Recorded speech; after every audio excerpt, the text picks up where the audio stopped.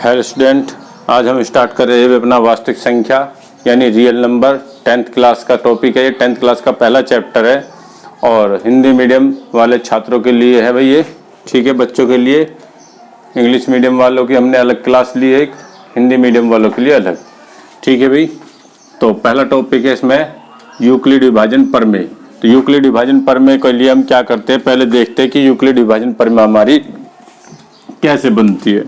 मान लो हमारे पास एक नंबर है 35, तो हम यहाँ से 8 से यदि हम इसको डिवाइड करते हैं तो क्या आता है भाई, हमारे पास 35 है और 8 से हम इसे भाग देते हैं।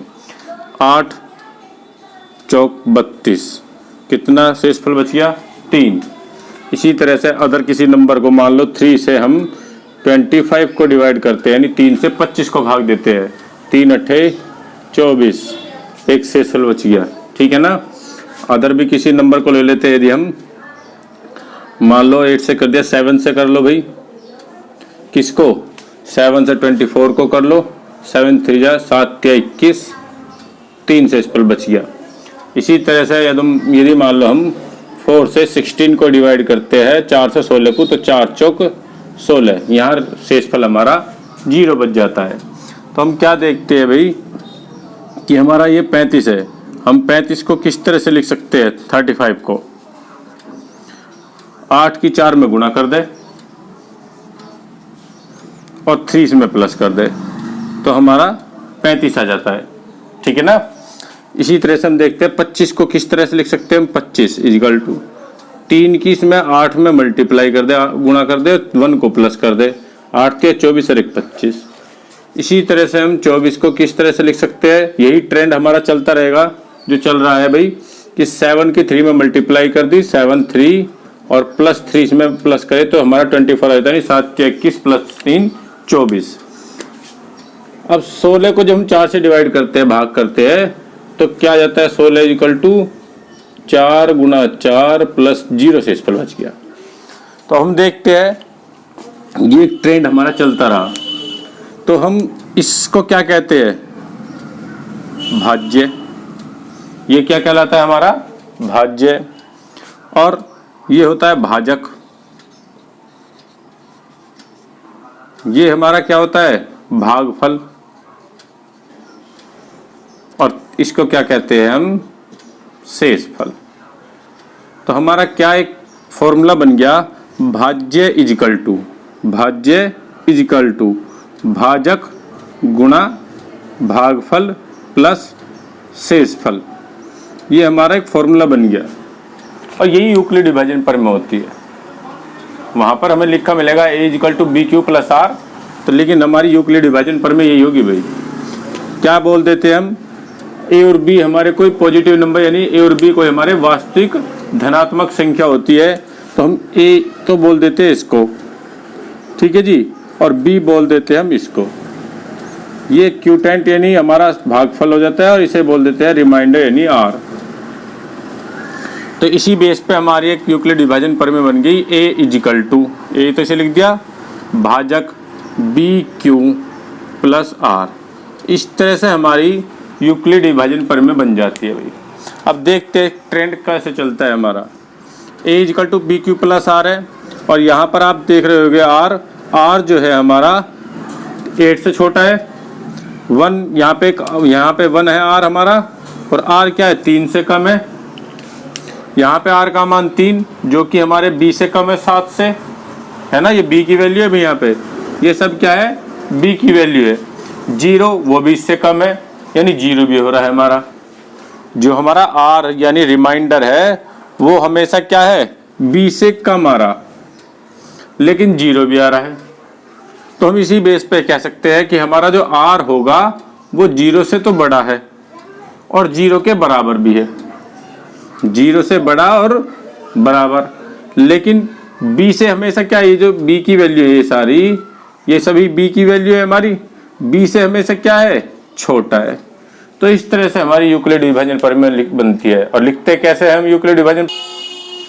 तो इस तरह से हम यूक्लिड विभाजन हमारे प्रमेय आ जाती है। लिखते क्या हम इसके बारे में कि दो धनात्मक पूर्णांक a तथा b, a व b कोई धनात्मक पूर्णांक है हमारे a और b है, दिए रहने पर ऐसी अद्वितीय पूर्ण संख्याएं Q और R विद्यमान है, ऐसी पूर्ण संख्या Q और R विद्यमान है कि A equal to B Q plus R, जो इस रूल को फॉलो कर जाएगा और R is greater than less than B, तो ये हमारी क्या बन जाती है, यूक्लिड विभाजन प्रमेय बन जाती है। अब हम करते क्या, यूक्लिड विभाजन प्रमेय की हेल्प से हम एचसीएफ फाइंड करते हैं। यूक्लिड विभाजन प्रमेय की हेल्प से क्या करते हैं, हम एचसीएफ फाइंड करते हैं। अब यहाँ पर यानी में से निकालते हैं यूक्लिड विभाजन प्रमेय की हेल्प से। तो करते हैं हम एक क्वेश्चन यूक्लिड विभाजन प्रमेय की हेल्प से। समझ में सभी के आगे होगी भाई, ठीक है। एक बार दोबारा रिपीट कर देते हैं कि दो धन पूर्णांक हमारे कोई ए और बी है। दो धन पूर्णांक हमारे कौन कौन से है, ए और बी। ये हमारा ए है और ये बी है। रहने पर ऐसी अद्वितीय नहीं, एक और केवल एक ही संख्या हो ऐसी कि जो पूर्ण संख्या Q और R विद्यमान हो कि A equal to B Q plus R, जहां R क्या है, 0 से बड़ा और B से छोटा है। ये हमारी क्या बन गई भाई, यूक्लिड विभाजन प्रमेय। किससे बनी, ये प्रोसीजर मैंने आपको बताया, इस तरह से बनती है हमारी यूक्लिड विभाजन प्रमेय। अब हम एक एग्जांपल लेते हैं। क्या है हमारा क्वेश्चन, 135 से 225 का में से ज्ञात करना है, यानी हमें एचसीएफ निकालना है भाई यूक्लिड विभाजन प्रमेय की हेल्प से। तो किस तरह से करते हैं, वैसे हम में से फैक्टर मेथड से भी निकाल सकते हैं, गुणनखंड विधि से भी, और यूक्लिड विभाजन प्रमेय की हेल्प से भी। तो यूक्लिड विभाजन प्रमेय यदि लिखता है तो फिर हमें उसी मेथड से करना होता है। तो सबसे पहले क्या करते हैं, हमारे पास जो ये दो नंबर है, इन दोनों में छोटा और बड़ा नंबर कौन सा, ये देख लेते हैं, लार्जेस्ट और स्मॉलेस्ट। तो ये हमारा 225, 225 बड़ा है 135 से। तो ये हमारा हो गया A, ये हो गया हमारा B। दो धन पूर्णांक लेने हैं ना हमें, तो ये दो धन पूर्णांक हमारे ये हो गए A और B।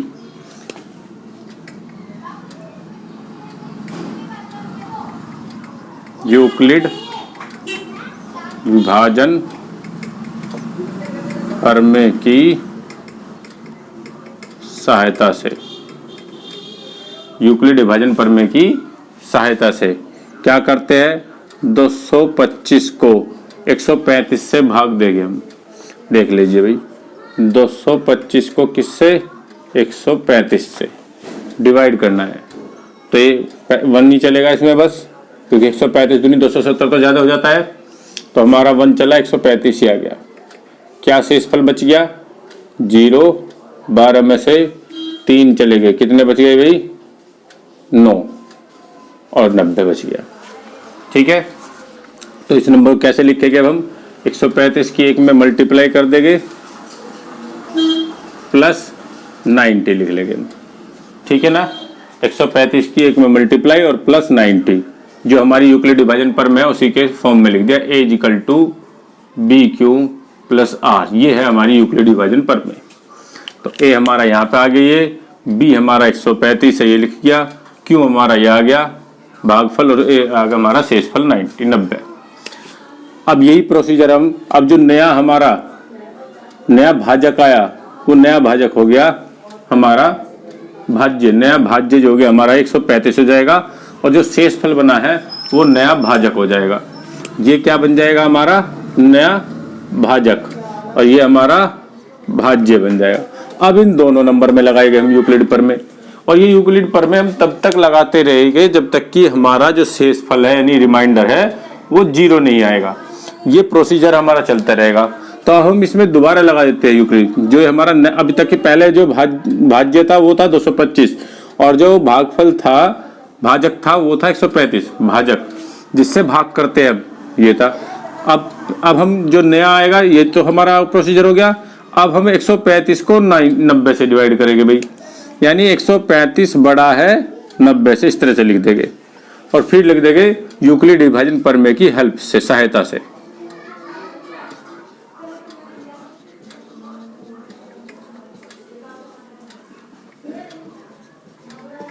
प्रमेय से, यूक्लिड विभाजन प्रमेय से क्या कर दिया, उसी प्रोसीजर में 135 को अब की बार हमें 90 से भाग देना है।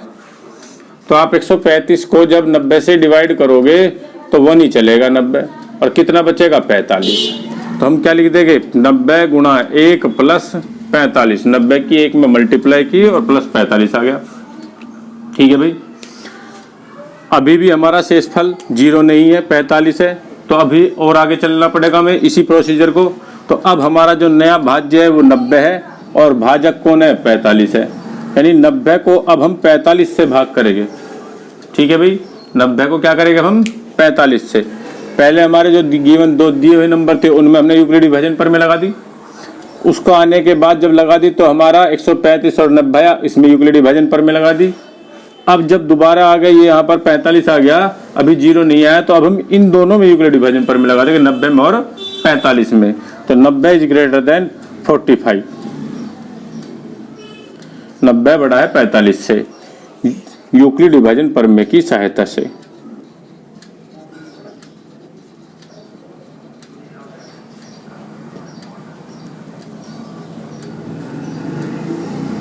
सहायता से लिख दो, यूक्लिड विभाजन प्रमेय से लिख दो।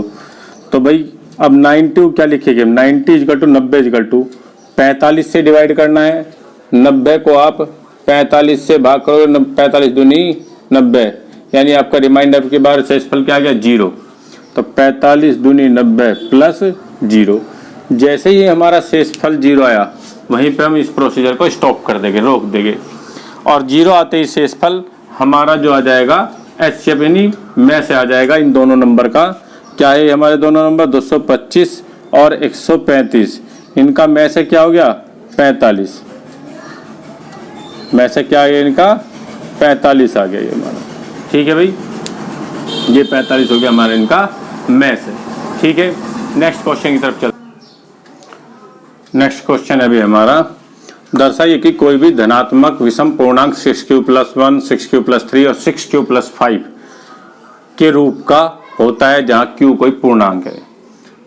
तो क्वेश्चन को करते हैं भाई। ये क्वेश्चन हमारे ज्यादातर भाई सभी एनसीईआरटी बुक से होंगे, तो एनसीईआरटी का हम ज्यादातर क्वेश्चन कराते चलेंगे। बाकी अगर क्वेश्चन भी लेना होगा तो हम वो भी लेके चलेंगे जो इम्पोर्टेंट क्वेश्चन होगा एग्जाम के पर्पज से।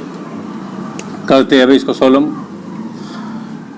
अब हमें बताना है कोई भी धनात्मक विषम पूर्णांक है। विषम संख्या क्या होती है, जो 2 से डिवाइड नहीं होती, 2 से भाग नहीं होते, वो विषम संख्या कहलाती है।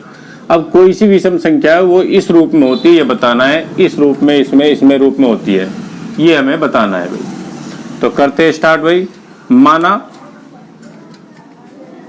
ए व बी, हमारे पास कोई भी 2 संख्या है ए और बी, ए व बी 2 धनात्मक पूर्णांक, धनात्मक पूर्णांक है हमारे पास। ठीक है भाई, जब ए और बी 2 कोई धनात्मक पूर्णांक है तो हम देख रहे हैं कि यदि ए क्या होता है हमारा यूक्लिड विभाजन प्रमेय में, A equal to B Q plus R, ये होता है यूक्लिड विभाजन प्रमेय। तो ए तो हमारा ये ए ही है, लेकिन यहाँ पर जो बी है यदि हम क्वेश्चन से देखते हैं तो बी की वैल्यू कितनी है हमारी 6, यानी जहां b इजिकल टू है 6, b इजिकल टू क्या है भाई 6 है। तो यूक्लिड विभाजन प्रमेय से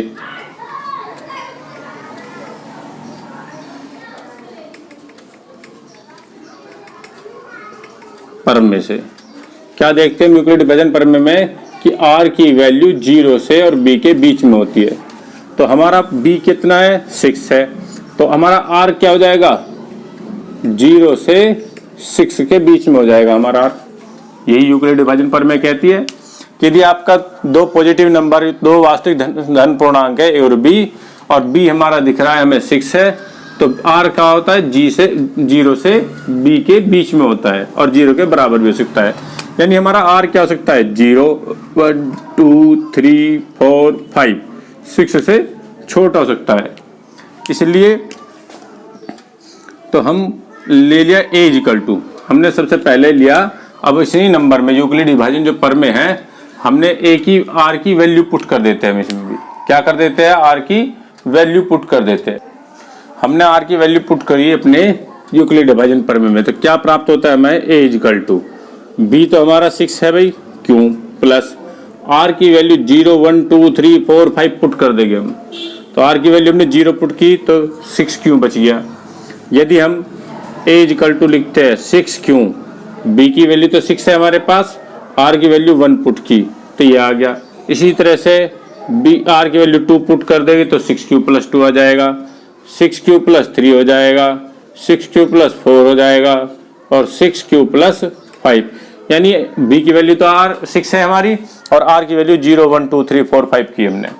तो हमारे जो पूर्णांक है वो क्या क्या आ गया, देखो ये वाला क्वेश्चन के अकॉर्डिंग, इसको और इसको, इन तीनों का रिजल्ट हमें चेक करना है कि ये कैसी है, विषम धन पूर्णांक है। तो सबसे पहले हम अपने पहला नंबर ले लेते हैं कि अतः a equal to 6q plus 1 लिया हमने, a इक्वल टू 6q। इन्हीं तीन नंबर को चेक करना है हमें कि ये हमारे विषम पूर्णांक है या नहीं। तो a equal to 6q plus 1 लिया, 6q को हम लिख लेंगे 2 मल्टीप्लाई 3q प्लस 1, ठीक है भाई। और 3q को हमने ले लिया k1 है माना, ये क्या है हमारा k1, माना k1 is equal to 3q। k1 is equal to क्या ले लिया हमने 3q, जहां 3q है वहां पर हमने k1 ले लिया, जो कि एक धनात्मक पूर्णांक है, जो कि एक धनात्मक, माना k1 बराबर है 3q जो कि एक धनात्मक पूर्णांक है। तो 3q को हमने क्या लिख दिया k1, k1 क्या है, एक धनात्मक पूर्णांक है। तो ये a इक्वल टू हमारा ये क्या है 2k1 प्लस 1 आ गया, ठीक है। इसी तरह से भी आगे देखते हैं कि a इक्वल टू यदि हम क्या लेते हैं 3q प्लस 3, 6q प्लस 3, यदि हमने a को ये ले लिया दूसरे वाला नंबर, तो हम 6q के लिखते हैं 2 मल्टीप्लाई 3q और 3 को लिख देते हैं 2 प्लस 1, 3 को क्या लिख देते हैं 2 प्लस 1, 6q को लिख दिया 2 गुणा 3q और 3 को लिख दिया 2 प्लस 1। इन दोनों में से हम 2 कॉमन ले लेंगे, 2 कॉमन आ गया, 3q प्लस 1 बच गया और प्लस के 1। फिर उसी तरह से हम इसको क्या मान लेंगे k2, और k2 क्या है हमारा कोई भी धनात्मक पूर्णांक है। तो माना k2 इक्वल टू है 3q प्लस 1। अभी बताएंगे कि इसे हमने क्यों माना और ये हमारा क्या ये जो आया है हमारा रिजल्ट क्या है। तो हमने इसे 3q प्लस 1 को क्या मान लिया k2, और k2 क्या है हमारा, जो कि एक क्या है धनात्मक पूर्णांक है, यहाँ भी धनात्मक पूर्णांक है, जो कि हमारा कोई एक धनात्मक पूर्णांक है भाई, ठीक है। तो हम इसे लिख देंगे 2k2 प्लस 1, 2k2 प्लस 1 लिख दिया हमने। अब आप देख रहे हो कि एक और है हमारा 6q प्लस 1, उसे और चेक करना है हमें। पहले हम इनके बारे में चर्चा कर लेते हैं। देखिए k1 क्या है हमारा कोई भी पॉजिटिव, क्योंकि हमें रफ करना पड़ेगा। ये k1 क्या है हमारा कोई भी धनात्मक पूर्णांक है, और किसी भी पूर्णांक में जब हम 2 की मल्टीप्लाई कर देते हैं, कोई भी पूर्णांक है हमारा, मान लो 1 2 3 4 ये सब पूर्णांक है। अब इसमें पूर्णांक में सम संख्या भी है और विषम संख्या भी है। जब हम पूर्णांक में 2 से गुणा कर देते हैं तो इनमें सभी में हम 2 से मल्टीप्लाई कर देते हैं भाई, 2 से गुणा। तो 2 एकम 2, 2 दूनी 4, 2 तिया 6, 2 चौक 8। तो हमारा क्या प्राप्त हो गया, हमें सारी सम संख्या प्राप्त हो गई। जब हम किसी भी पूर्णांक में 2 से मल्टीप्लाई कर देंगे तो वह संख्या कैसी बन जाएगी, हमारी सम संख्या आ जाएगी। और जो सम संख्या आई हमारी, जब हम सम, ये तो इसका मतलब है ये हमारा क्या हो गया, सम संख्या है। 2k1 क्या है हमारी सम संख्या है वही, और सम संख्या में जब हम एक प्लस कर देते हैं तो हमारा क्या मिल जाता है, वो विषम संख्या आ जाती है, विषम पूर्णांक। तो हमारा हम इसमें 2 में 1 प्लस कर दे 3 आ गया, 4 में 1 प्लस कर दोगे 5 आ गया, 6 में 1 प्लस करोगे 7, 8 में 1 प्लस कर दोगे 9, ठीक है ना। बिल्कुल यही हमने फॉलो करा यहाँ पर कि k1 कोई पूर्णांक है, पूर्णांक में जब हम 2 की गुणा कर देंगे तो वो सम संख्या बन जाएगी, और सम संख्या में जब हम 1 प्लस कर देंगे तो वो क्या बन जाएगी, हमारी विषम संख्या। यानी जो a equal to 6q plus 1 लेके चले हम, वो कैसी संख्या आ गई, हमारी विषम संख्या आ गई। उसी तरह से a equal to 6q plus 3 लेके चले, वो भी 2k2 प्लस 1 आ गई। तो ये भी एक कैसी संख्या है, हमारी विषम संख्या है। अब नेक्स्ट जो है इसको और लेते हैं भाई, ठीक है। तो मैं इतना रफ कर देता हूं ऊपर का, आप नोट कर ले इसको।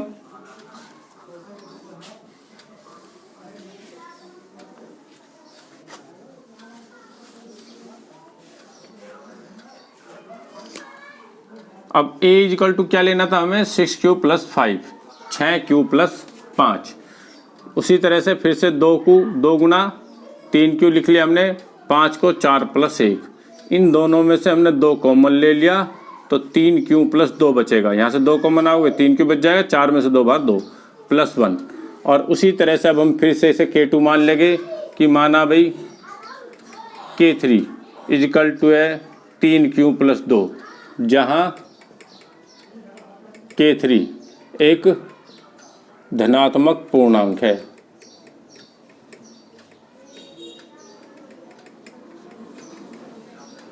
यानी वही k3 भी k1 k2 सब क्या है, एक धनात्मक पूर्णांक है।